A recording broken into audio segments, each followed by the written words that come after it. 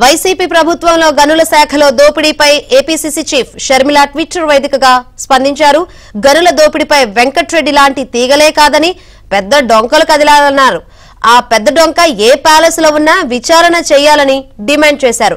2556 కోట్ల దోపిడీకి పాల్పడ్డ ఘనుడు వెంకట్రెడ్డి అయితే తెర వెనకుండి సర్వం తానే 1000 కోట్లు కాజేసిన ఘనాపాటి ఎవరో రాష్ట్ర ప్రజలకు తెలుసునన్నారు.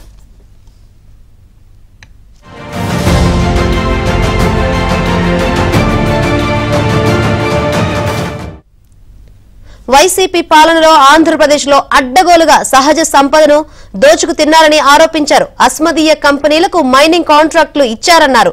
టెండర్లు, ఒప్పందాలు, ఏపీఎంఎంసీ నిబంధనలను బేఖాతరు చేసి అనుకున్న కంపెనీకి టెండర్లను కట్టబెట్టారని మండిపడ్డారు. ఎన్జీటీ నిబంధనలను తొంగలో తొక్కి రాష్ట్ర ఖజానాకు రావాల్సిన నిధులు సొంత ఖజానాకు తరలించారన్నారు.